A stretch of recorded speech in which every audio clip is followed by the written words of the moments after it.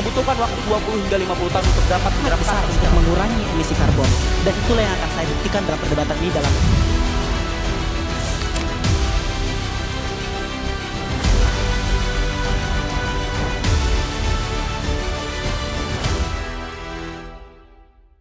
Ya, selamat siang semuanya. Selamat datang di Liga Debat Mahasiswa IDN Times 2026, Voice of Millennial and Gen Z. Selamat bernalar kritis. Liga Debat Mahasiswa ini digagas dan dilaksanakan oleh 12 hyperlokal IDN Times dari Sumatera hingga Nusa Tenggara sejak tahun 2024. Dan tahun ini adalah pelaksanaan ketiga kalinya. Pertama-tama saya perkenalkan diri dulu. Saya Indah Permatasari, selaku moderator yang akan memimpin jalannya debat hari ini. Bahagia sekali kita semua bisa berkumpul di ruang Zoom ini untuk melaksanakan babak perempat final Liga Debat Mahasiswa IDN Times 2026 dengan tema ekonomi kreatif dan masa depan Gen Z. Dan mosi debat hari ini adalah hak kekayaan intelektual mendukung atau menghambat inovasi di era digital. Saya sapa dulu para panelis yang sudah hadir pada hari ini.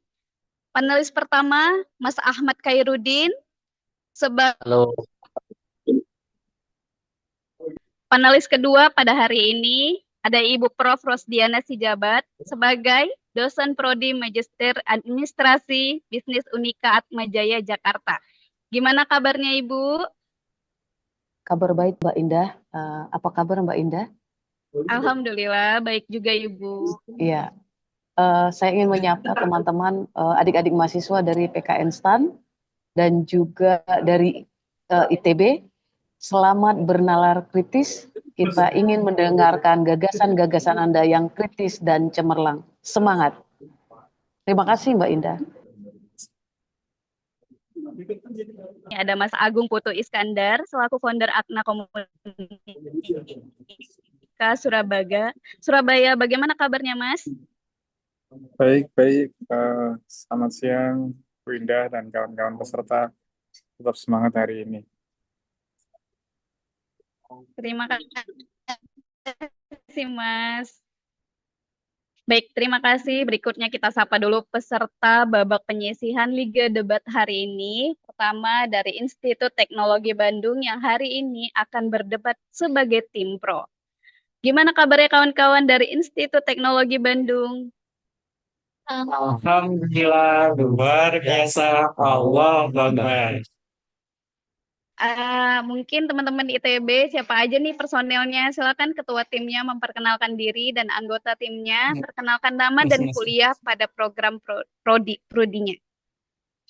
Oke, halo teman-teman semua dan kakak moderator serta seluruh panelis yang hadir pada perdebatan hari ini. Sebelumnya, perkenalkan saya Yandi Ardiansyah, mahasiswa Matematika ITB Angkatan 2024 dan ada rekan saya. Halo, saya Diva Sevi Parameswari, jurusan Teknik Lingkungan Angkatan 25. Dan saya Kamal Firdaus, jurusan Aktuaria Angkatan 2025. Salam kenal. Oke, baik. Terima kasih teman-teman dari ITB. Selanjutnya peserta yang akan berdebat sebagai tim kontra hari ini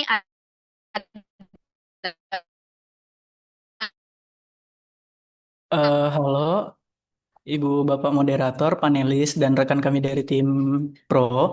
Izin memperkenalkan diri, saya sendiri Raditya Wicaksana, mahasiswa tingkat 4 dari Politeknik Keuangan Negara STAN, program studi Manajemen Keuangan Negara.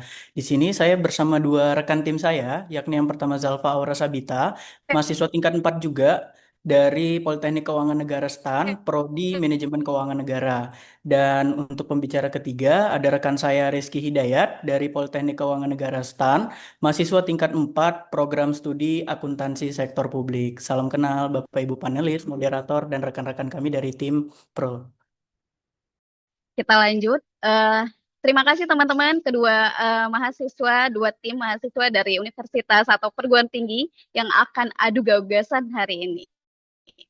Nah, sebelum kita masuk ke sesi debat, saya akan menjelaskan dulu alur debatnya. Meskipun sudah dibagikan oleh panitia kepada seluruh peserta, saya akan bacakan sekali lagi sebelum debat dimulai. Debat ini akan berlangsung dalam 4 sesi. Sesi pertama, masing-masing tim akan diberi kesempatan menyampaikan mosi debat selama 10 menit. 4 menit pertama dibuka oleh ketua tim. 3 menit selanjutnya kesempatan untuk anggota tim kedua menyampaikan tambahan mosi debat. Dan 3 menit terakhir kesempatan untuk anggota tim ketiga untuk menyimpulkan mosi debat. Nah, sesi kedua, tim pro menyanggah mosi dan memberikan 2 pertanyaan kepada tim kontra. Maksimal pertanyaan. Saya lanjut ke sesi berikutnya, keempat. Masing-masing tim akan menyampaikan closing argumen maksimal 3 menit. Isi closing argumen bukan menyanggah pernyataan pada sesi tanya jawab, namun argumentasi yang meyakinkan bahwa mosi yang diangkat lebih tepat dibanding tim lawan. Sesi penyampaian setiap argumen nantinya diberi penanda waktu yang diberikan oleh timekeeper, jadi mohon diperhatikan waktunya ya, karena kelebihan waktu juga akan menjadi penilaian bagi panelis. Gimana keduanya, sudah jelas? Jelas, Kak. Sudah siap kita mulai Liga Debat hari ini? Aman, Kak. Ya, langsung saja kita mulai laga babak penyisian Liga Debat Mahasiswa IDN Times antara ITB melawan PKN STAN dengan mosi debat hak kekayaan intelektual mendukung atau menghambat inovasi di era digital. Sebagai tim pro Institusi Teknologi Bandung, saya beri kesempatan untuk menyampaikan mosi debatnya dalam waktu 10 menit, dimulai setelah tanda waktu menyala. Dewan Juri, bayangkan sebuah karya anak bangsa lahir dari ribuan malam penuh perjuangan, namun dalam hitungan hari dirampas tanpa penghargaan, tanpa perlindungan hukum. Inovasi bukan lagi menjadi suatu kebanggaan, melainkan sekadar sasaran pembajakan. Sebagaimana ditegaskan oleh peraih Nobel Ekonomi, Paul Romer mengatakan, kemajuan teknologi hanya akan berkelanjutan apabila pencipta memperoleh insentif yang nyata. Sebab tanpa perlindungan yang terjaga, para pencipta akan kehilangan untuk semangat berkarya dan berinovasi. Dewan Juri yang terhormat, segenap panitia yang terlibat, juga rekanku dari tim lawan yang juga saya hormati. Mari kita masuk ke dalam latar belakang, urgensi, dan status quo kita pada mosi perdebatan hari ini. Era digital telah mempercepat replikasi perangkat lunak dan konten kreatif secara masif. Tanpa pagar hukum yang jelas, persaingan usaha yang sehat justru berubah menjadi penciplakan yang sangat agresif. Di tingkat global, Indonesia kini meningkati peringkat ke-55 dari 139 negara dalam Global Innovation Index versi WIFO. Naik signifikan dari peringkat ke-75 pada tahun 2022. Hal ini telah menjadi bukti nyata bahwa ekosistem kekayaan intelektual yang membaik akan mendorong iklim inovasi yang lebih kondusif dan produktif. Dewan Juri yang terhormat, mari kita lihat riset dari OECD pada tahun 2025 sampai 2026.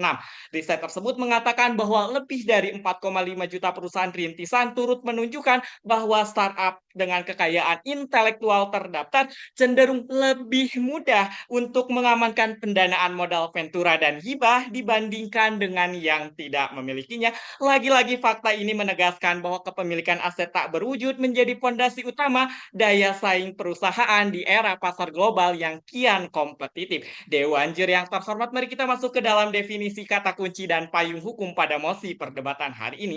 Hak kekayaan intelektual atau HKI adalah hak eksklusif yang diberikan oleh negara kepada pencipta atas karya dan invensinya melalui 4 payung hukum utama. 1. Undang-Undang Nomor 28 Tahun 2014 melindungi hak cipta atas karya seni, sastra, dan perangkat lunak. 2. Undang-Undang Nomor 13 Tahun 2016 memberikan perlindungan paten bagi invensi teknologi. 3. Undang-Undang Nomor 20 Tahun 2016 melindungi merek dan indikasi geografis dari peniruan. 4. Undang-Undang Nomor 24 Tahun 2019 yang menempatkan HKI sebagai salah satu pilar ekonomi kreatif nasional. Bagi tim pro, inovasi adalah proses mengubah ide menjadi nilai tambah yang memberi manfaat nyata bagi masyarakat. Karena itu, HKI bukan hanya sekadar perangkat hukum negara, melainkan fondasi untuk melindungi karya.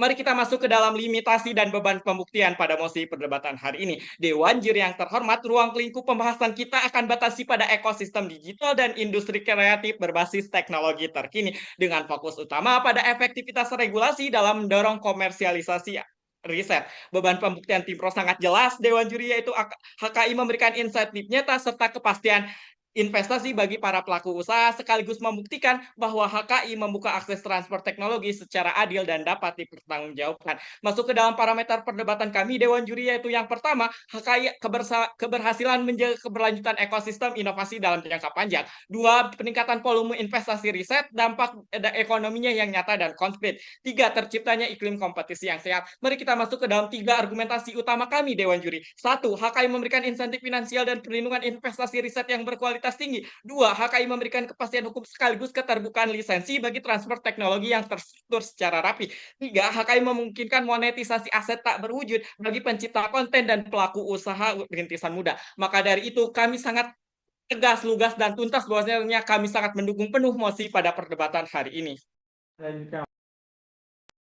Dewan juri yang terhormat, seringkali ada pemahaman yang keliru yang mempertentangkan antara perlindungan hukum dan kebebasan berinovasi. Seolah-olah semakin ketat perlindungan, semakin mati inovasinya. Padahal dalam realita ekonomi digital saat ini, masalah utama inovator bukanlah kekurangan ide, melainkan tingginya resiko komersialisasi. Tanpa perlindungan HKI, biaya riset yang sangat mahal harus ditanggung sendiri oleh pencipta, sementara hasil karyanya bisa direplikasi secara cuma-cuma oleh pihak lain dalam hitungan detik. Oleh karena itu, menyambung fondasi yang dibawakan oleh pembicara pertama dari tim kami, saya akan membedah secara teknis bagaimana HKI justru menjadi katalisator utama yang memungkinkan inovasi digital terus berjalan secara berkelanjutan.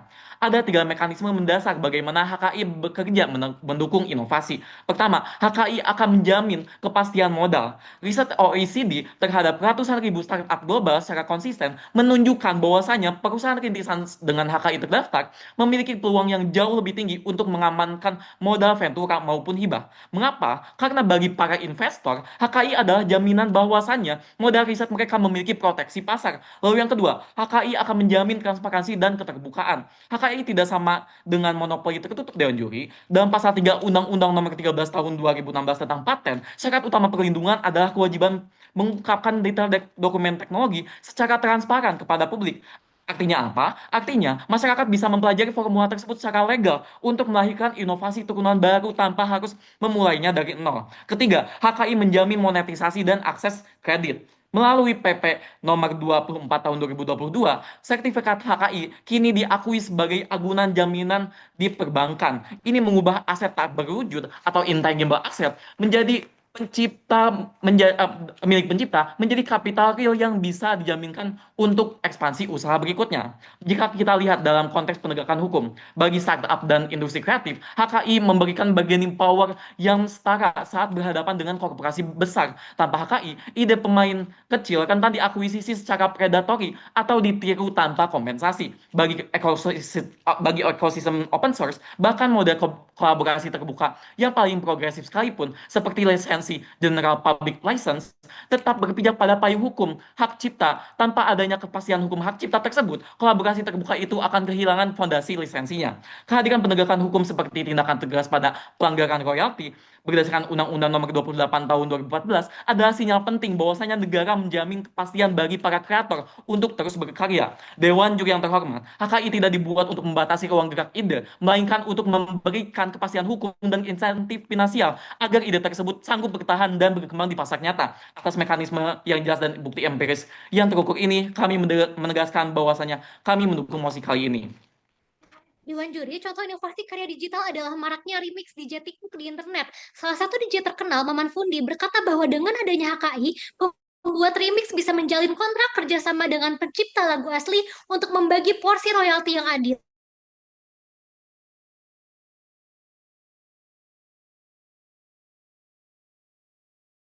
Kamu membuat lagu, tapi yang dapat royalti adalah pembuat remix lagu, asal remix lagu buatanmu itu. Tapi dengan kerangka hukum HKI, royalti dari karya kreator dapat terlindungi. Dua, dari segi monetisasi. Selain pencipta asli mendapat keadilan, dengan adanya HKI dan eksistensi kerjasama, pelaku inovasi bisa ikut mendapatkan bagian royaltinya secara legal, khawatir karyanya di take down. Ini mematahkan klaim tim kontra bahwa HKI menghambat inovasi,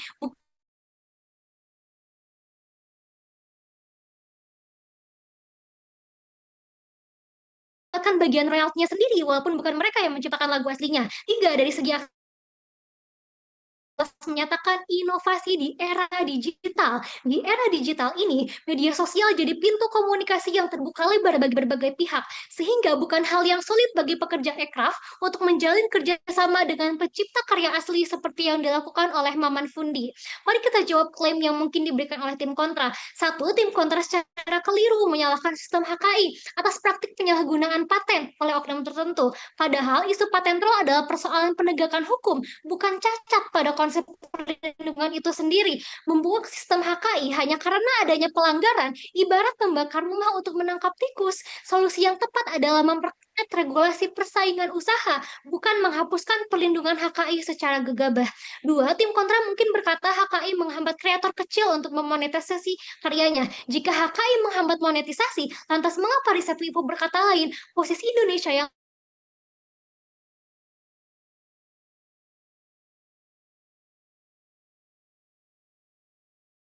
terbukti menarik investasi riset yang terus berkembang pesat. Mari kita analisis dampaknya. Satu, jangka pendek, HKI memberi perlindungan instan bagi pencipta dari aksi pembajakan digital yang merajalela. Dua, jangka menengah, HKI menarik investasi masuk hingga 132 triliun dalam 1 triwulan saja, membuka lapangan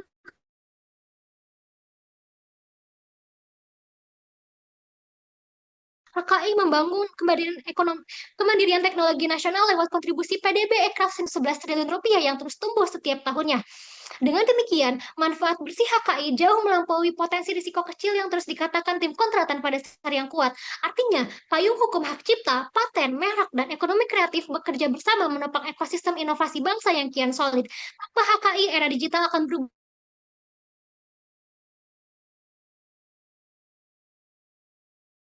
Dengan HKI, era digital menjadi ladang subur tempat ide tumbuh menjadi karya megah penuh kebanggaan.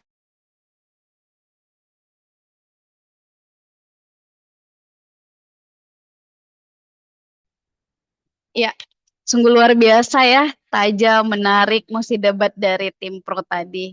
Ada membahas tentang HKI memberikan insentif finansial, kepastian hukum, monetisasi tak berwujud, HKI jaminan modal riset transparan, hingga era digital menjadi pintu komunikasi dan regulasinya. Oke, baik. Selanjutnya kita dengarkan mosi debat dari tim kontra hari ini, yaitu dari PKN STAN. Waktunya 10 menit dimulai setelah tanda waktu menyala. Dipersilahkan.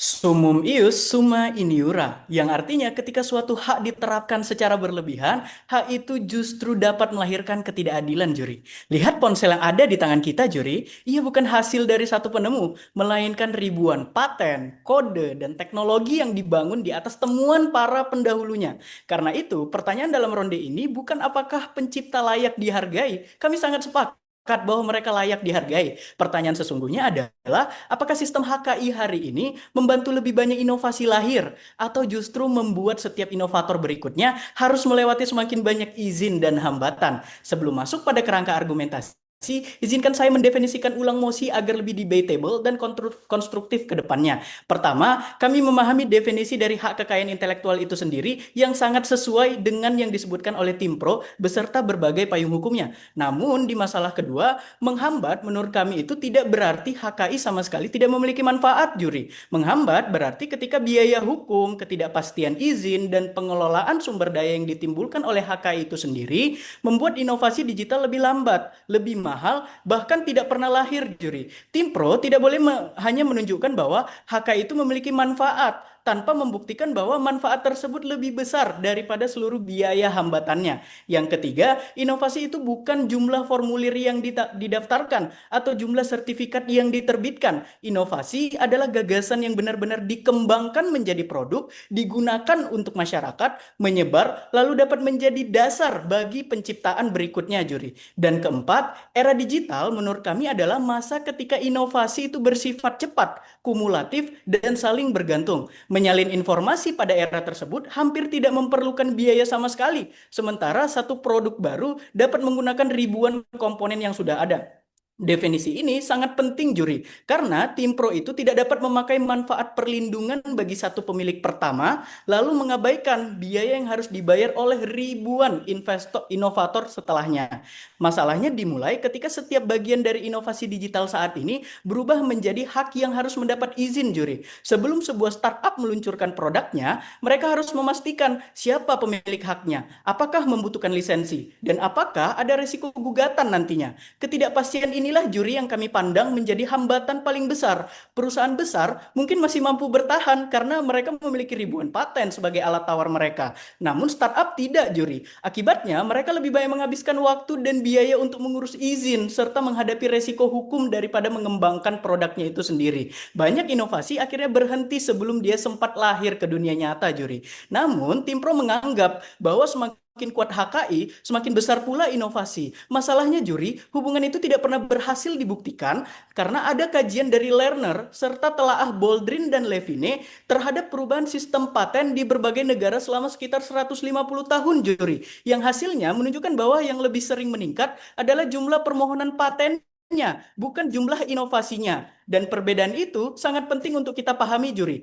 Paten itu hanyalah instrumen hukum. Inovasi adalah teknologi yang benar-benar lahir, digunakan, dan memberi manfaat bagi masyarakat. Karena itu kami tidak menawarkan dunia tanpa perlindungan juri. Pembajakan dan pencurian tetap harus ditindak. Tetapi melindungi satu pencipta tidak boleh berarti menghambat ribuan pencipta lainnya. Oleh karena itu, untuk memperkuat stans kami membawa 3 argumen utama yang akan dielaborasi oleh pembicara selanjutnya. Argumen pertama, rekan kedua akan membuktikan bahwa HKI lebih dulu menutup akses terhadap pengetahuan yang menjadi bahan baku inovasi itu sendiri. Argumen kedua akan membuktikan bahwa akses terhadap HKI itu tidak cukup aksesibel jika ditinjau dari segi biaya yang dikeluarkan. Dan argumen ketiga akan membuktikan dari ketimpangan itulah muncul hambatan terakhir yakni ketakutan.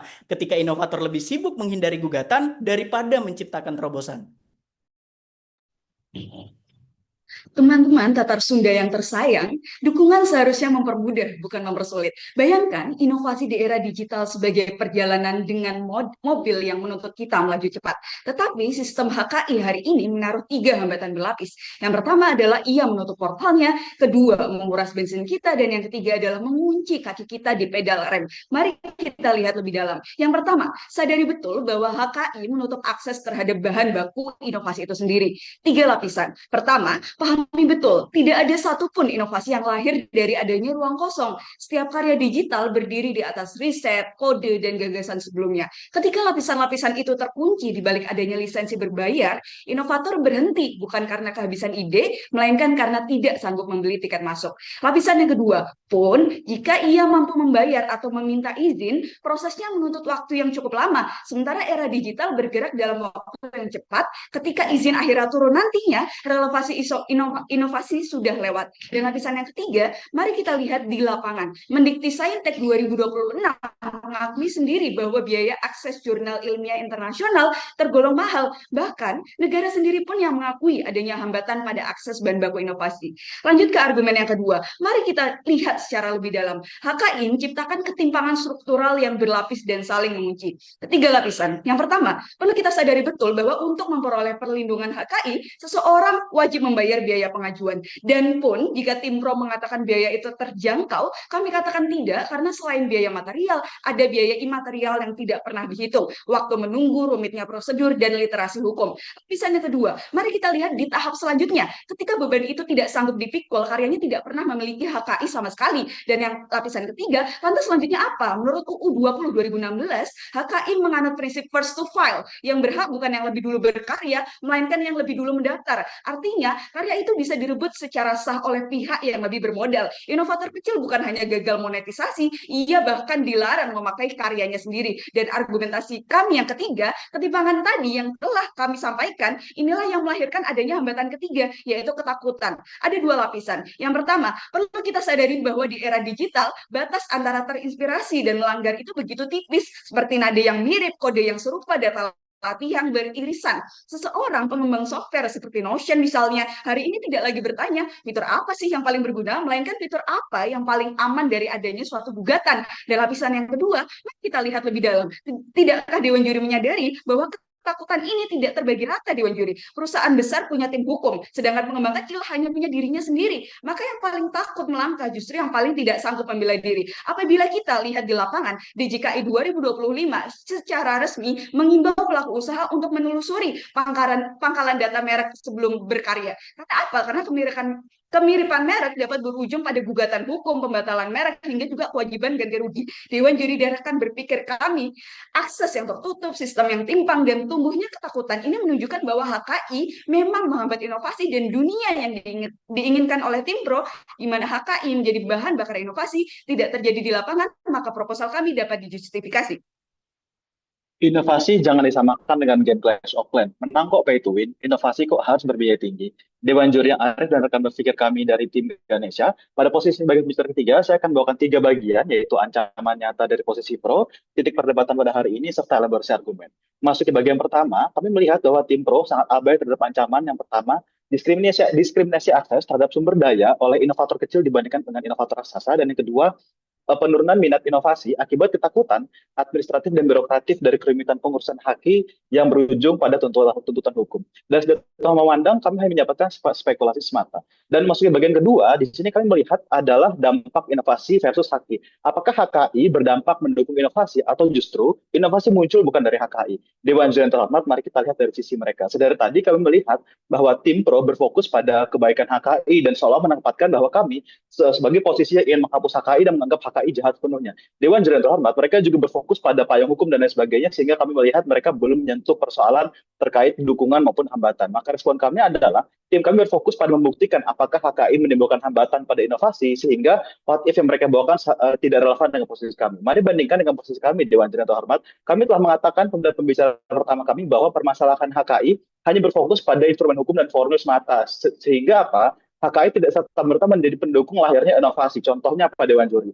Oke, kita kesampingkan dulu di luar limitasi. Contohnya di masa lampau, penciptaan obat penisilin muncul karena ada gap masalah. Oh, ada infeksi yang diselesaikan, sehingga tercipta antibiotik. Kalau kita bawa ke limitasi sekarang, di masa digital, oh, ada nih kebutuhan untuk konversi aplikasi dari PDF jadi Word dan lain sebagainya. Karena konversi rumit dan lain sebagainya, sehingga mereka butuh HKI untuk, sehingga mereka butuh inovasi, sehingga inovasi itu muncul karena adanya gap permasalahan tersebut, Dewan Juri. Bukan karena terletak atau karena adanya HKI, sehingga titik permasalahan utama dimenangkan oleh tim kami.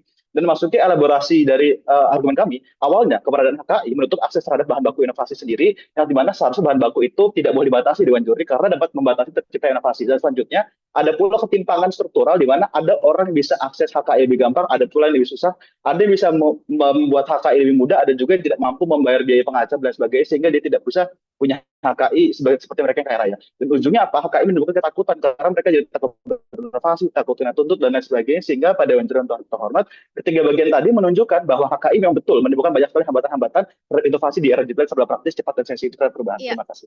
waktunya sudah habis. Terima kasih tim kontra, sungguh luar biasa ya, kritis, tajam, menarik musi debat dari kontra tadi.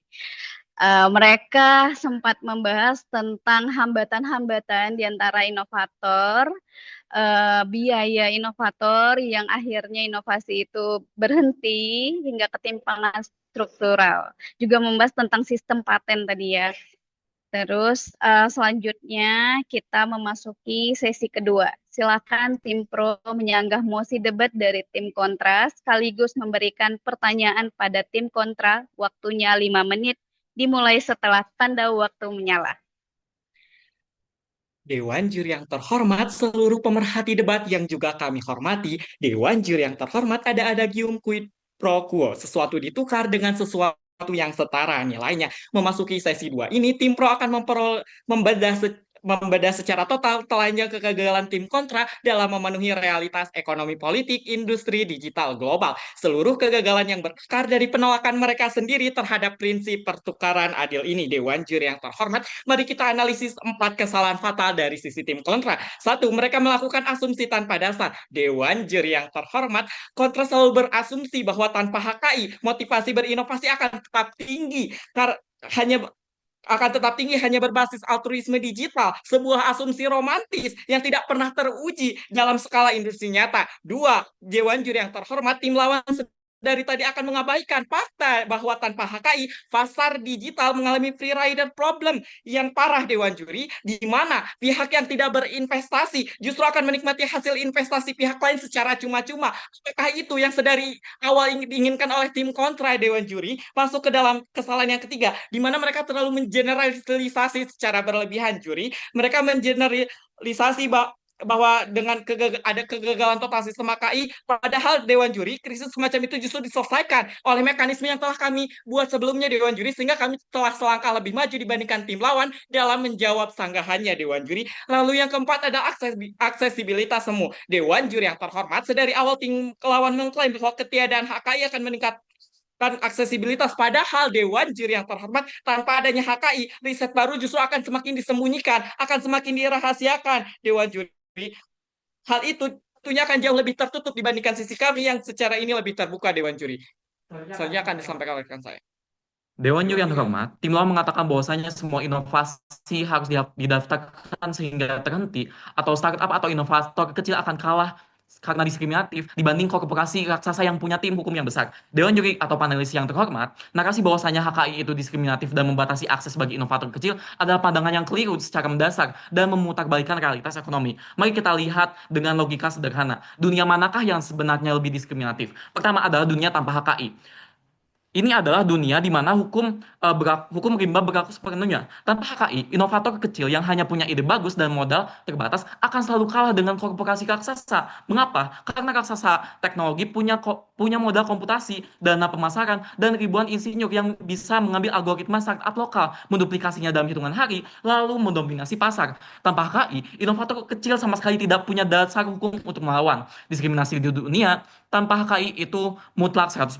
Mari kita lihat dunia dengan HKI, atau di dunia di sisi kami. HKI justru hadir sebagai alat penyetara kesempatan.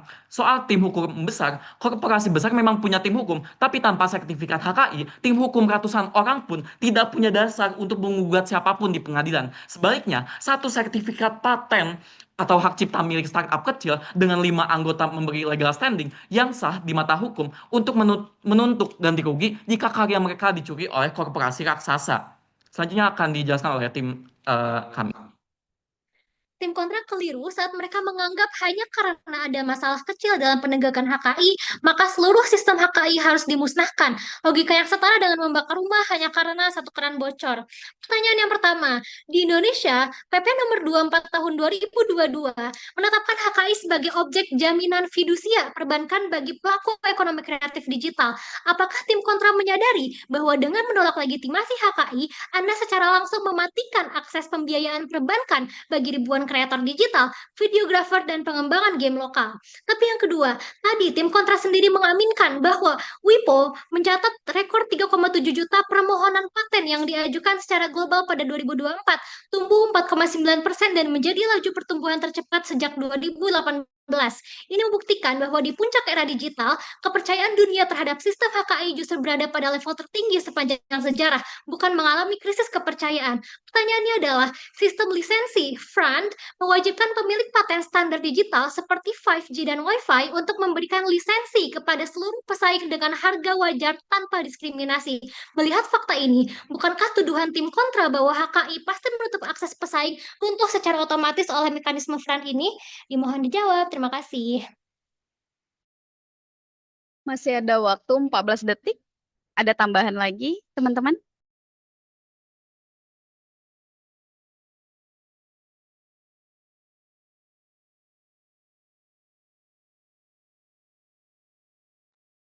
Oke, baik. Luar biasa sanggahan dan argumen dari tim pro. Sekarang waktunya kita beri kesempatan untuk menanggapi sanggahan dan menjawab pertanyaan dari tim pro tadi. Waktunya 5 menit dimulai setelah tanda waktu menyala. Silahkan. Juri, ilmu berdebat adalah bagaimana kita mengolah informasi secara komprehensif. Kami tidak pernah sedari awal membilang bahwa kami akan meniadakan HKI, juri. Namun perlu didengar bahwa kami membahas bahwa pada status quo HKI yang sekarang itu belum bisa mengadaptasi berbagai pekerjaan, berbagai karya yang timbul di era digital yang sesuai dengan apa yang dituntut menuntut mosi pada saat ini, juri. Kami akan berikan contoh yang sederhana. Pekerjaan seperti konten kreator, TikTok, live streaming, yang mana hasil karya mereka dipublish di TikTok, di YouTube, di Instagram, dan lain sebagainya. Kita pada era digital sekarang sangat mudah meniru hasil-hasil karya mereka, juri. Tanpa ada mekanisme sedikit pun, tanpa ada mekanisme perlindungan yang ditawarkan oleh UU HKI sekarang untuk melindungi orang itu, untuk melindungi karya mereka yang didistribusikan di Instagram, di YouTube, di kanal lain sebagainya. Kenapa? Tesis utamanya dan logika sederhananya adalah status quo HKI yang sekarang, aturan HKI yang sekarang itu dirancang ketika ChatGPT, Claude, Gemini, dan berbagai tech innovation lainnya belum ada, juri. UU HK yang sekarang diproses ketika biaya untuk menyalin itu seperti ke abad 19, abad ke-20, yang mana ketika kita ingin menyalin karya seseorang, kita memerlukan biaya yang lebih tinggi. Namun di mosi sekarang membatasi skupnya adalah era digital, juri, yang mana ada ChatGPT, ada Cloud, ada Gemini, yang mana kita bisa aja mengkopas atau mengelaborasi, memodifikasi karya-karya seseorang tanpa kita harus izin. Lantas, ini akan menjadi disinsentif sekaligus dismotivasi bagi para pelaku karya pada saat ini. Sehingga menurut kami, mari kita kembali pada pertanyaan utama dalam mosi ini. Tim Pro telah menunjukkan bahwa HKI itu memiliki manfaat dan kami tidak pernah menyangkal hal tersebut, juri. Tetapi itu belum cukup, juri, untuk memenuhi mosi ini. Yang harus mereka buktikan adalah bahwa di era digital saat ini, HKI benar-benar menghasilkan lebih banyak inovasi daripada hambatan yang ditimbulkannya, seperti definisi yang telah kami sebutkan dari awal. Dan sampai saat ini, bukti itu tidak pernah mereka berikan, juri. Saya lanjutkan dari juri. Berkaitan dengan ada beberapa poin yang telah disampaikan oleh tim Pro, saya akan melanjutkan dari sisi aksesibilitas semua riset yang disembunyikan. Tadi tim Pro menyatakan bahwa ketika adanya HKI, maka riset itu dapat dipublikasikan dan ini justru dapat menciptakan adanya inovasi, dan kami katakan itu tidak, Dewan Juri. Kita ambil dari sisi hal yang lebih dalam, Dewan Juri. Ketika kita melihat suatu HKI sebagai hal tersebut, ini tidak benar, Dewan Juri, karena ini relevan dengan di masa lampau ketika riset-riset itu berupa kimia dan farmasi, dan hal ini sepenuhnya salah untuk di era digital saat ini. Mengapa kami katakan ini salah? Karena dokumen-dokumen yang sengaja dipublikasikan itu ditujukan dengan fokus adalah untuk mendapatkan adanya insentif bagi mereka sendiri, bukan untuk adanya sharing ilmu pengetahuan kepada orang yang mampu membeli paten atau mampu membeli royalti seperti itu, Dewan Juri. Oleh karena itu, kami katakan itu tidak tepat.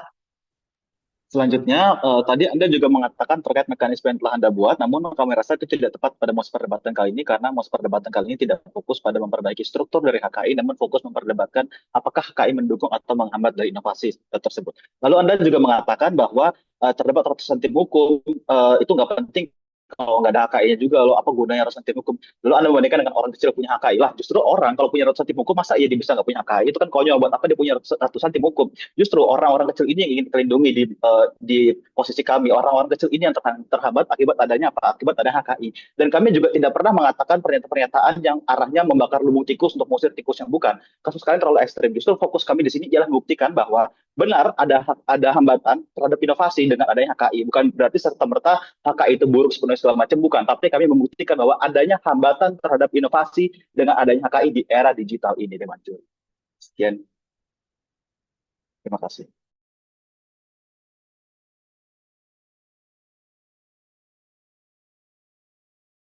Waktunya masih ada tersisa. Ada yang mau ditambahkan lagi, teman-teman? Mau nambahin lagi? Cukup, Ibu.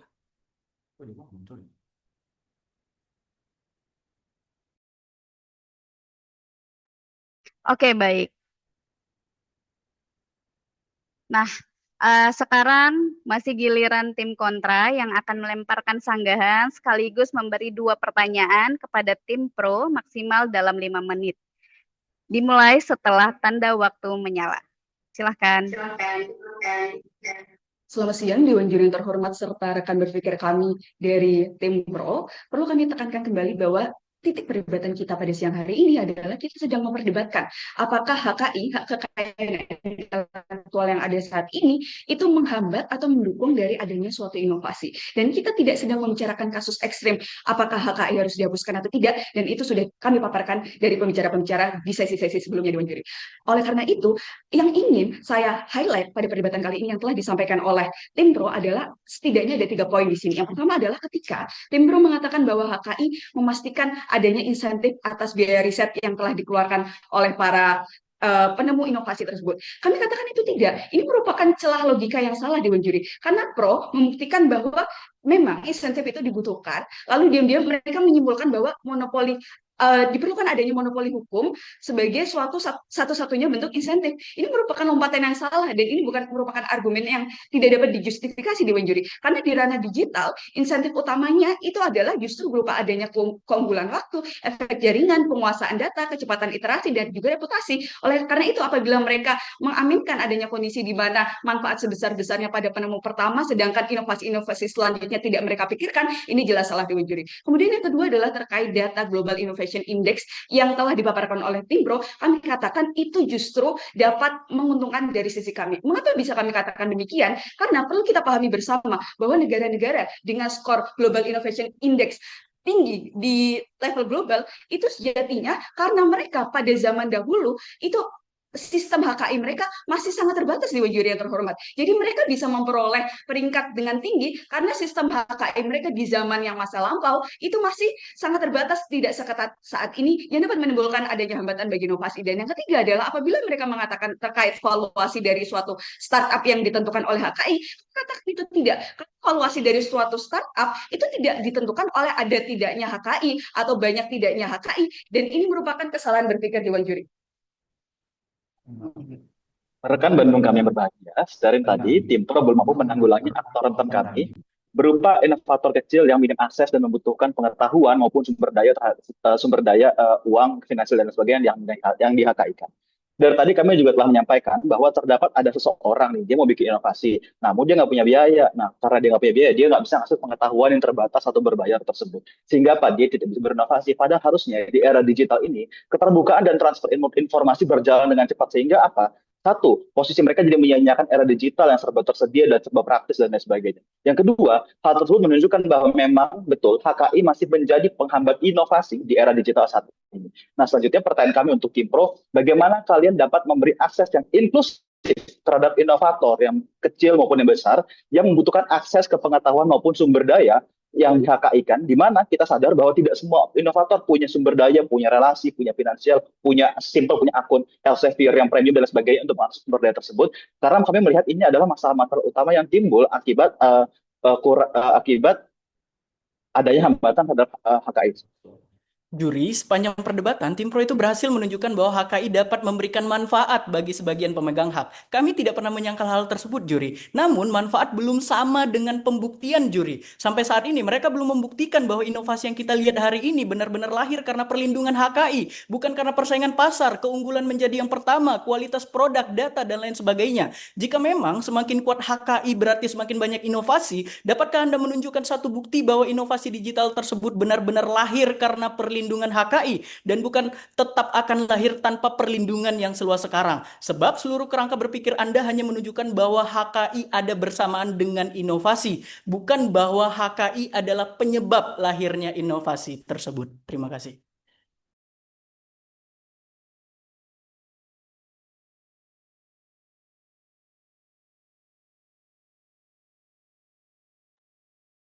Masih ada waktu tersisa. Apakah Cukup, sudah Ibu. cukup? Cukup, Ibu. Baik, terima kasih. Luar biasa pemaparan dari tim kontra. Sekarang giliran tim pro menanggapi sanggahan dan menjawab pertanyaan dari tim kontra dalam 5 menit. Dimulai setelah tanda waktu menyala. Silahkan. Dewan Juri panelis yang terhormat, pernyataan tim kontra ini justru menjadi titik balik kemenangan bagi tim pro. Ketika tim kontra menyatakan bahwasanya kami tidak akan menghapus HKI, mereka secara implisit mengakui bahwasanya sistem HKI itu esensial dan memang dibutuhkan untuk melindungi inovasi.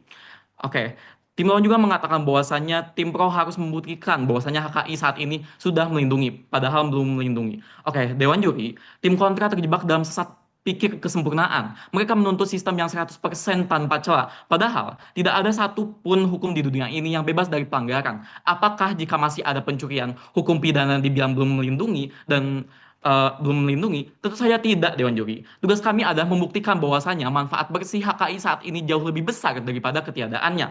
Dan faktanya HKI saat ini sudah bekerja. Pertama, HKI sudah melindungi modal startup. Riset OECD membuktikan bahwasanya investor venture kapital mau menyuntikkan modal saat ini justru karena adanya kepastian perlindungan hukum HKI itu sendiri. Lalu yang kedua, HKI menjadi aset keuangan yang real. Melalui Peraturan Pemerintah Nomor 24 Tahun 2022, sertifikat HKI saat ini resmi bisa dijaminkan ke bank lewat skema fidusia untuk dapat modal usaha yang seperti yang telah saya sampaikan sejak tadi. Lalu yang ketiga, HKI menjadi dasar hukum untuk menuntut penegakan royalti hukum atau penegakan royalti lagu berdasarkan Undang-Undang Nomor 28 Tahun 2014 sudah membuktikan bahwasanya pencipta karya saat ini punya dasar hukum nyata untuk menuntut haknya. Tanpa HKI, nilai karya mereka dinilai 0 rupiah di mata hukum. Maka dari itu, apabila ada kendala prosedur di lapangan, solusinya adalah pembenahan birokrasi, bukan mencelakakan suatu sistemnya. Maka dari itu, HKI ini masih esensial di sisi tim kami. Oke, Dewan Juri yang terhormat, perlu kita ketahui kembali bahwasanya apa pidato yang telah disampaikan oleh tim kontra tidak pernah mendengarkan pidato kami, karena sejatinya berdebat adalah seni untuk mendengarkan. Dewan Juri yang terhormat, berkali-kali kami telah menyajikan data dan fakta yang telah menunjukkan bahwa dengan adanya HKI, inovasi-inovasi baru akan semakin lahir dan akan semakin muncul. Dewan Juri yang terhormat, tadi pembicara ketiga dari tim lawan telah sepakat bahwasanya aktor rentan adalah orang yang tidak memiliki kekuatan di ekonomi ataupun di hal yang lainnya. Ini sejalan dengan pendukung di posisi kami, Dewan Juri. Artinya dengan kita mendukung adanya HKI, sehingga orang-orang yang kecil tidak akan mudah ditindas oleh orang-orang yang memiliki modal yang besar, oleh perusahaan-perusahaan yang besar, oleh perusahaan-perusahaan yang memiliki power yang lebih besar, Dewan Juri. Dan itulah yang telah dilakukan oleh tim kontra dan mengamini posisi kami, Dewan Juri yang terhormat. Mari kita jawab pertanyaan dari tim kontra. Dewan Juri yang terhormat, tim kontra sedari awal sangat khawatir bagaimana tim pro akan membangun bahwasanya memperlebar ketimpangan. Dewan Juri, itu tidak benar, Dewan Juri, karena logika tim kontra justru akan berbalik menyerang dirinya sendiri, Dewan Juri, ibarat senjata makan tuan, Dewan Juri, karena tanpa perlindungan HKI, inovasi yang diciptakan oleh talenta digital diciptakan oleh negara berkembang seperti Indonesia akan sangat mudah untuk dicolong, akan sangat mudah untuk ditiru, akan sangat mudah untuk diambil oleh orang yang memiliki kekuasaan besar. Seperti di negara luar, perlu diketahui, Dewan Juri, negara Indonesia adalah negara berkembang, beda halnya dengan negara lain yang mungkin negaranya lebih maju, sehingga otomatis secara pendanaan, secara ekonomi mereka lebih kuat, sehingga inovator-inovator muda dari negara kita akan lebih mudah dicurangi, akan lebih mudah diambil inovasinya oleh para inovator dari luar, Dewan Juri. Selanjutnya akan disampaikan oleh rekan saya. Tapi permasalahan utama pada perdebatan ini adalah bahwasanya tim kontra tidak pernah menjawab pertanyaan dari kami. Satu, mereka tidak membantah fakta bahwasanya sistem lisensi wajib memberikan lisensi kepada seluruh pesaing mereka dengan harga yang wajar tanpa persaingan. Artinya apa? Sistem lisensi yang mewajibkan harga yang wajar ini justru membangun persaingan yang sehat di antara perusahaan. Persaingan sehat inilah yang mendorong adanya inovasi tersebut. Mereka tidak pernah membantah fakta tersebut. Yang kedua, mereka juga tidak bisa menjawab pertanyaan kami tentang fakta bahwasanya HKI adalah objek jaminan fidusia perbankan. Tanpa HKI, akses pembiayaan perbankan bagi ribuan kreator akan mati. Mereka tidak bisa membantah fakta tersebut. Tapi satu, mari kita membeda sanggahan mereka. Satu, mereka bilang inovator kecil minim akses terhadap riset dan inovasi. Rasanya pembicara dua kami sudah menjelaskan bahwasanya sistem paten pada HKI justru mewajibkan publikasi paten agar bisa dipelajari dan diakses oleh umum. Tapi yang kedua, mereka bilang bahwasanya inovator kecil minim biaya. Nah, dari manakah biaya itu berasal? Biaya didapatkan dari investor. Investor hanya mau investasi kepada Terima kasih. Waktunya sudah selesai. Luar biasa pemaparan dari tim pro dan tim kontra. Kedua tim sudah saling sanggah. Sekarang saatnya kita masuk sesi ketiga, yaitu pertanyaan dari panelis. Kepada para panelis, dipersilahkan melempar pertanyaan. Masing-masing panelis boleh satu pertanyaan kepada kedua tim atau satu panelis memborong 3 pertanyaan sekaligus. Kepada panelis, dipersilahkan. Mas Adin. Silakan Mas Adin, diwakili Mas Adin. Baik. Tema yang merupakan salah satu perdebatan klasik dalam ekonomi kreatif, terutama setelah munculnya AI sharing, digital platform, dan budaya sharing culture. Nah, bagaimana kalau kedua sisi memiliki argumen yang sama kuat? Bagaimana kalau misalkan argumennya bisa sangat kuat masing-masing dari segi baik pendukung teknologi atau era digital?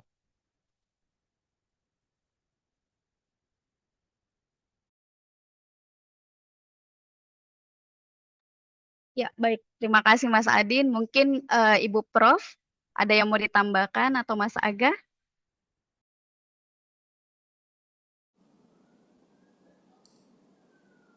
Ya, singkat saja Mbak Indah, untuk tim ITB dan juga teman-teman dari PKN STAN, pertanyaan saya untuk kedua tim adalah teman-teman kalau ditanyakan gitu ya dari sisi Gen Z,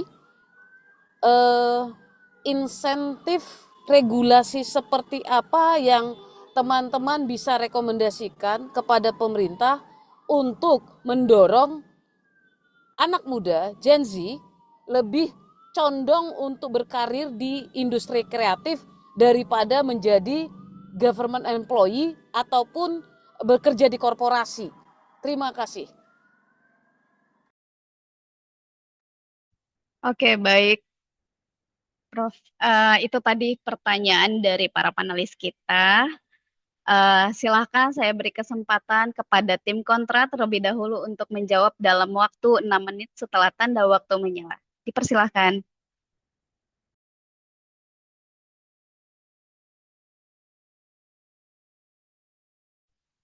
Mohon izin moderator dan juga dewan juri terkait pertanyaan yang pertama, apakah bisa diperjelas kembali?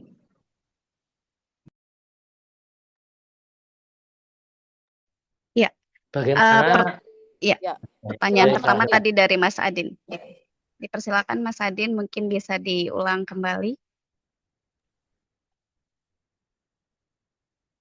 Jadi sharing culture atau budaya berbagi ini apakah bisa mewakili keseluruhan sistem dari sharing culture itu?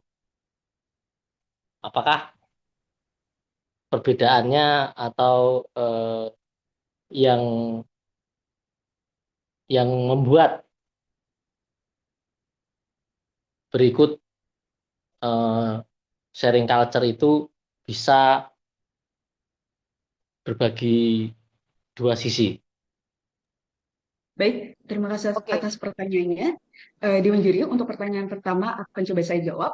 Jadi berkaitan dengan pertanyaan dari Bapak Adin Hairudin terkait budaya sharing culture dan juga dihubungkan dengan adanya arus teknologi dan era digital saat ini, jelas ini telah kami sampaikan juga dalam argumentasi kami dan ini mendukung stensis kami selaku tim kontra. Mengapa bisa demikian? Karena kita sudah memframing adanya perdebatan kali ini bahwa kita sedang membicarakan adanya inovasi di era digital, yang mana kita telah menyebutkan adanya poin-poin karakterisasi di mana inovasi di era digital itu menuntut adanya yang pertama adalah percepatan, adanya pertukaran informasi yang sangat cepat, adanya komunikasi yang sangat cepat, dan ini jauh berbeda dengan masa lampau. Kita tidak sedang membicarakan adanya masa lampau. Dan yang kedua adalah di era digital saat ini kita pahami betul bahwa inovasi yang ada itu memiliki sifat sharing culture atau ada budaya saling membagi, ada budaya untuk saling berkolaborasi dan saling kombinasikan. Dengan kita memahami adanya era digital seperti ini dengan karakterisasi-karakterisasi tersebut, kita menyetujui bahwa adanya inovasi di era digital itu menuntut adanya hal-hal tersebut. Sehingga apa? Sehingga HKI yang dari tadi kita bicarakan itu tidak kompatibel dengan inovasi atau arus inovasi di era digital saat ini. Sehingga Dewan Juri yang terhormat, argumentasi-argumentasi yang kami sampaikan berkaitan dengan HKI yang justru menghambat inovasi di era digital itu sudah tepat adanya karena menutup akses informasi sehingga inovasi-inovasi ribuan yang akan datang itu akan terhambat. Kemudian yang kedua dari sisi ketimpangan struktural, dan yang ketiga adalah dari sisi adanya ketakutan. Dengan begitu Dewan Juri, oleh karena itu HKI yang ada saat ini memang tidak kompatibel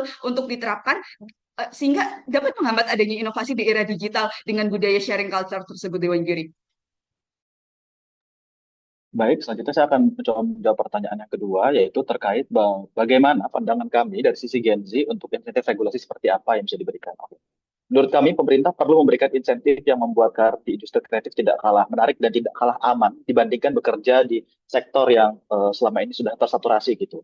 Pertama, pemerintah perlu memberikan insentif pajak dan subsidi biaya berawal bagi anak muda. Karena banyak banget sebenarnya Dewan Juri, Gen Z yang punya ide, kemampuan, skill yang sangat hebat. Tetapi mereka terkendala kayak biaya alat, terus mereka juga terkendala internet, produksi, sertifikasi, dan pemasaran. Sehingga apa? Pemerintah harus bisa memberikan pengurangan pajak bagi pelaku kreatif pemula, terutama bantu alat produksi, serta ruang kerja bersama yang mudah diakses. Jadi kayak ada co-working space buatan pemerintah, free internet, bahkan ada fasilitas dan sebagainya, sehingga apa mereka tertarik buat bekerja di bidangnya karena merasa oh kita tuh diperhatikan pemerintah ya seperti itu. Yang kedua, pekerja kreatif dan freelancer tadi yang mungkin freelance ataupun kerja di industri kreatif juga harus memperoleh perlindungan sosial Dewan Juri. Kami melihat bahwa pemerintah bisa memberikan seperti subsidi BPJS Kesehatan dan ketenagakerjaan serta kepastian hukum di sisi jaminan sosial, jaminan kecelakaan kerja serta skema pensiunan bagi pekerja proyek Dewan Juri kayak JHT. Selama karir kreatif dianggap tidak memiliki kepastian, maka Gen Z itu nggak akan mau Dewan Juri masuk ke karir ini dan akan memilih sektor-sektor yang lebih cenderung aman menurut mereka Dewan Juri.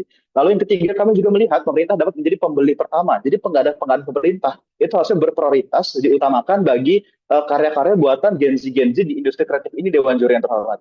Sehingga apa? Melalui pengadaan barang dan jasa, pemerintah bisa memberikan kuota bagi startup muda, studio lokal, desainer, animator, pengembang game, dan kreator independen. Oke, memang sudah ada kandungan lokal seperti contohnya TKDN. Namun pemerintah harus bisa berfokus pada substansi, pada inti masalah, bukan hanya sekedar oh TKDN terpenuhi, oh ini udah ada unsur lokalnya, oh ini udah kreatif gitu Dewan Juri. Jadi insentif dibutuhkan oleh Gen Z bukan sekedar arah perlindungan hukum HKI semata doang Dewan Juri. Mereka juga butuh akses modal, pasar yang dibukakan pasarnya, perlindungan sosial dan ruang untuk mereka berkembang. Ketika hambatan masuk industri kreatif diperkecil Dewan Juri, barulah anak muda berani menjadikan kreativitas sebagai karir utama bukan sekedar pekerjaan sampingan Dewan Juri. Dilanjutkan. Ditambah Juri, ketika kita memberikan insentif, kita harus membarenginya dengan mengurangi disinsentifnya Juri, yang mana industri-industri di era digital yang sekarang menghasilkan karya yang lebih advance itu tidak selamanya diakomodir pada status quo HKI yang sekarang Juri. Sementara hal ini akan menimbulkan demotivasi sekaligus disinsentif bagi pekerja-pekerja masa kini yang bekerja di era digital itu sendiri. Jadi bagi POV kami, kita harus tetap memberikan insentif sekaligus kita mengurangi disinsentifnya Juri, yakni kebolongan-kebolongan, gap-gap yang masih ada pada HKI sekarang itu harus dibuat adaptif dan mengakomodir dari berbagai hasil-hasil karya atau pekerjaan-pekerjaan digital yang lahir pada saat ini, yang mana tadi sangat mudah untuk dikopas, sangat mudah untuk ditiru, dimodifikasi, dan lain sebagainya. Berikut jawaban kami, terima kasih. Oke, terima kasih. Luar biasa tadi penjelasan dari tim Kontras. Sekarang waktunya kita dengarkan jawaban dari tim Pro terkait pertanyaan dari para panelis tadi. Waktunya 6 menit dimulai setelah tanda waktu menyala. Silahkan. Baik, Bapak, Ibu Dewan panelis yang saya hormati, izinkan kami untuk menjawab seluruh pertanyaan yang telah diajukan. Dewan Juri yang terhormat, terkait pertanyaan yang pertama yaitu tentang fenomena sharing culture atau budaya berbagi. Dewan Juri yang terhormat, izinkan kami untuk menjawabnya, Dewan Juri. Dewan Juri yang terhormat, tim Pro sangat sepakat bahwa sharing culture adalah bagian penting dari di era digital saat ini. Tetapi budaya berbagi tidak identik dengan menghilangkan hak kepemilikan secara intelektual. Yang harus dibedakan adalah berbagi pengetahuan dan mengambil hak hak ekonomi orang lain tanpa izin. Dewan Juri yang terhormat, sharing culture sejatinya tetap memiliki dua sisi, yaitu sisi positif dan sisi negatif. Sisi positifnya yaitu mempercepat penyebaran ilmu, memperluas kolaborasi, mempercepat inovasi terbuka, meningkatkan kreativitas kolektif. Namun ada sisi negatifnya. Jikalau misalnya tanpa ada HKI, tentunya pembajakan akan semakin meningkat, plagiarisme akan menjadi hal yang dinormalkan, dan kreator akan kehilangan insentifnya, Dewan Juri. Karena itu HKI bukan hanya akan menghambat sharing culture, melainkan mengatur agar proses berbagi berlangsung secara adil dan terstruktur. Model Creative Commons menunjukkan bahwasannya dengan kita berbagi karya tetap dapat dilakukan melalui lisensi yang dipilih pencipta, dan itu hanya ada di dunia dengan adanya HKI atau hak kekayaan intelektual. Open source seperti Linux dan Android juga tetap menggunakan lisensi hukum yang mengatur hak dan kewajiban para pengguna.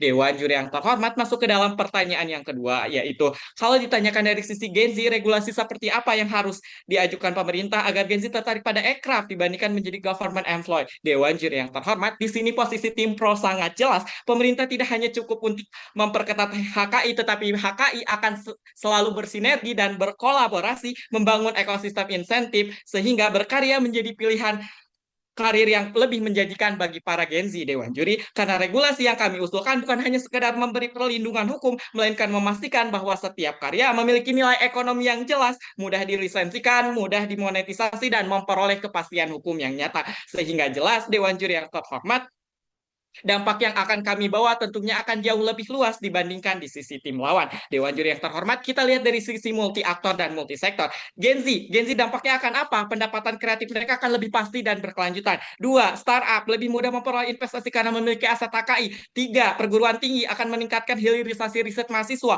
4, industri akan memperoleh inovasi lokal yang lebih siap dikomersialkan. Dan terakhir, pemerintah akan meningkatkan PDB Ekraf, penerimaan pajak, dan daya saing nasional. Selanjutnya dilanjutkan oleh rekan saya.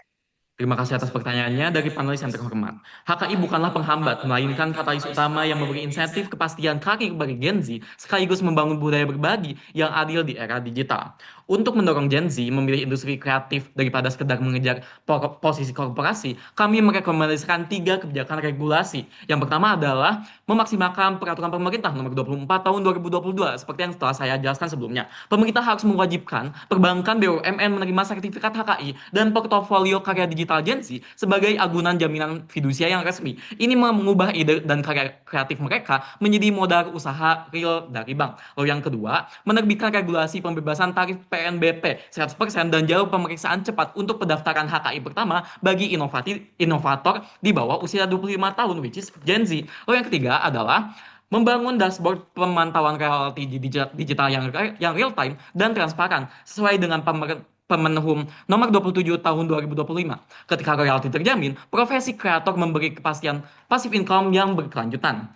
Lalu, bagaimana regulasi ini menciptakan sharing culture di kedua sisi? Di sisi pencipta atau Gen Z, rasa aman dari regulasi HKI HKI sebelumnya membuat kreator berani membagikan karya mereka ke publik lewat lisensi terbuka. Lalu yang kedua, di sisi pengguna atau publik, lewat kebijakan atau kewajiban publikasi paten dan doktrin fair use, masyarakat mendapatkan akses legal dan transparan untuk mempelajari arsitektur teknologi tanpa takut dituntut. Selanjutnya akan dijelaskan oleh rekan saya. Dewan Juri, sebagai penulis yang juga merupakan seorang Gen Z, ada beberapa saran yang dapat saya berikan kepada pemerintah untuk mengakomodasi, untuk mendorong keinginan Gen Z untuk bekerja di bidang kreatif. 1, tentunya adalah mendukung adanya HKI dengan perlindungan dan jaminan bahwa karya kami dihargai. Dihargai dengan apa? A, menjaga originalitas. Dengan HKI, saya ingin karya yang original itu dihargai dan mendapatkan royalti yang sesuai. Yang kedua adalah memberikan nilai jual. Daya tarik profesi adalah pemasukannya, bukan?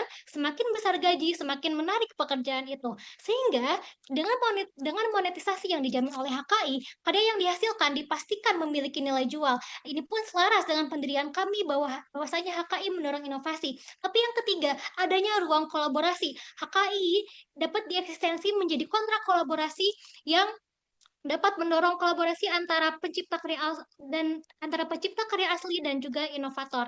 Kemudian yang kedua adalah HKI yang aksesibel. Dengan apa? Dengan dibuatnya platform digital. Gen Z merupakan generasi yang lahir dengan teknologi, sehingga insentif regulasi bagi pemerintah adalah pembuatan platform atau website terpusat untuk mendaftarkan HKI dan menarik investasi, sehingga lebih mempermudah para Gen Z untuk mendaftarkan karya mereka ke HKI tersebut. Ini pun mendorong sharing culture dengan adanya lisensi pengguna bersama dan juga ekstensi kolaborasi antara pemilik karya asli dan juga inovator. Terima kasih. Baik, masih ada sisa waktunya. Tidak ada yang mau ditambahkan? Dari kami cukup. Oke, terima kasih teman-teman. Itu tadi jawaban dari kedua tim, sekaligus sebagai tanda bahwa sesi ketiga sudah selesai. Mudah-mudahan jawabannya bisa meyakinkan panelis untuk memberi penilaian. Sekarang kita masuk sesi terakhir, yaitu sesi keempat. Kedua tim akan diberikan kesempatan menyampaikan closing argumen, maksimal durasi 3 menit. Isi closing argumen bukan menyanggah pernyataan pada sesi tanya jawab, namun argumentasi yang meyakinkan bahwa mosi debat yang kalian angkat lebih tepat dibanding tim lawan. Saya beri kesempatan pertama kepada tim pro, waktunya 3 menit setelah tanda waktu menyala. Dipersilahkan.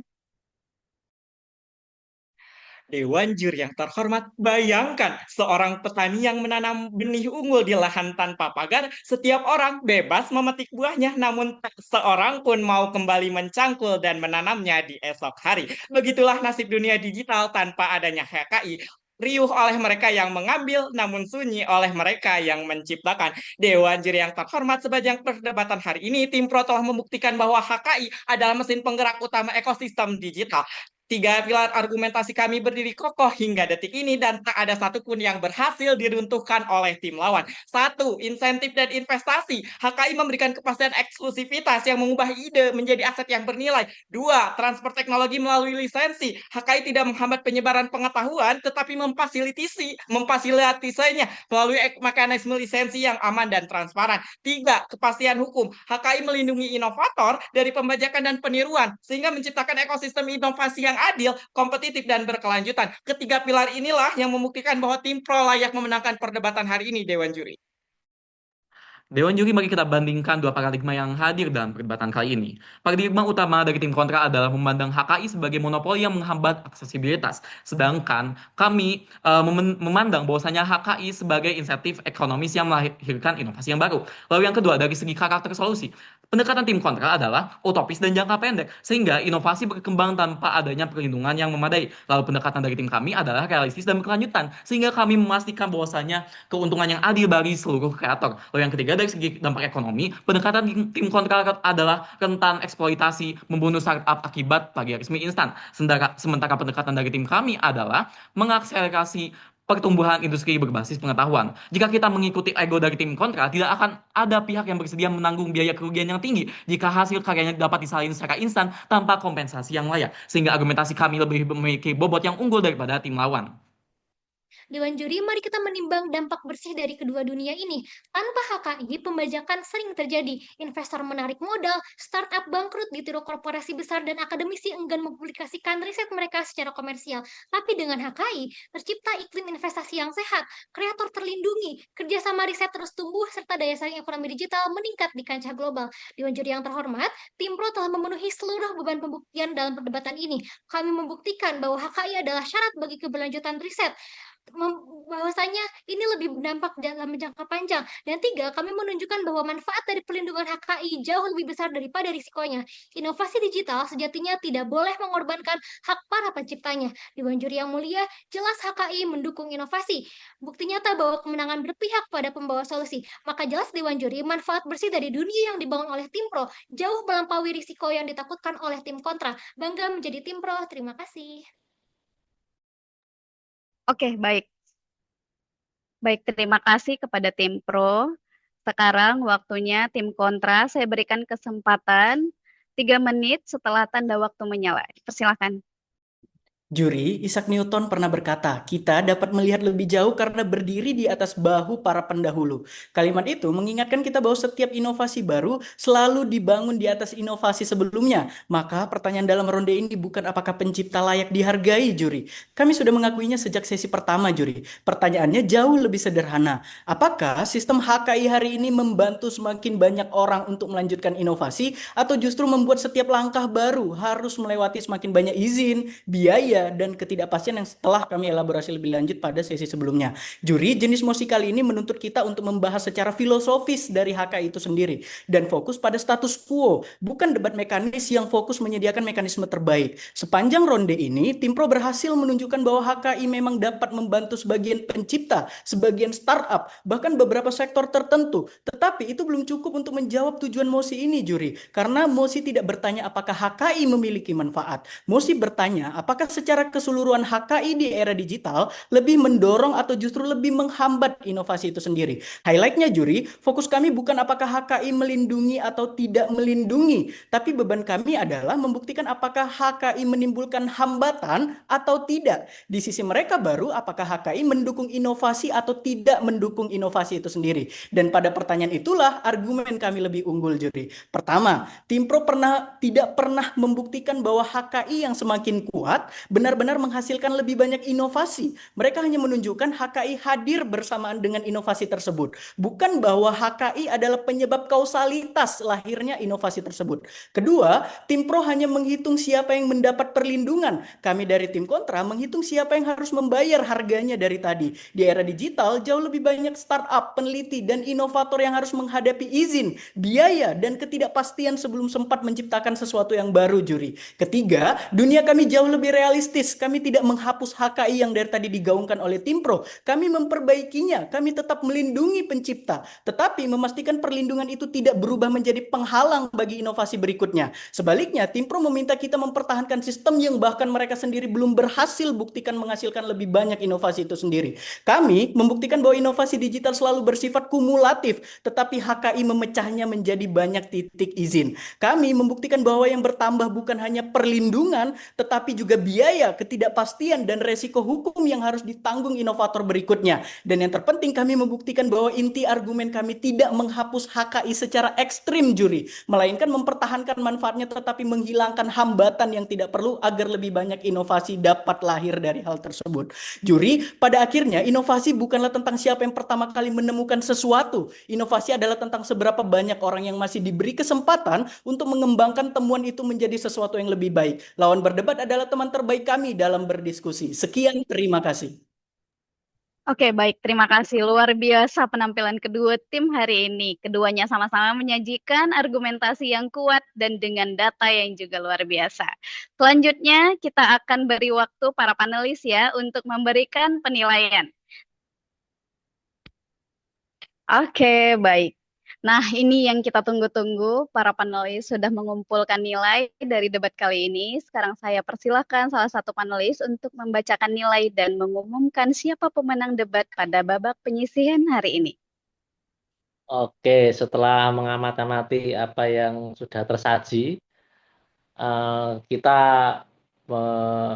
kita lihat Institut Teknologi Bandung juga tampil meyakinkan dan PKN STAN juga meyakinkan gitu kan. Tapi kita tahu yang bahwasanya sebentar. Nah, kalau berkaca dari argumennya dan kuat dan solid, terutama STAN itu yang bisa menjembatani ya. Ya, jadi dengan demikian kita nyatakan STAN 246 dan ITB 239. Maka pemenangnya adalah STAN.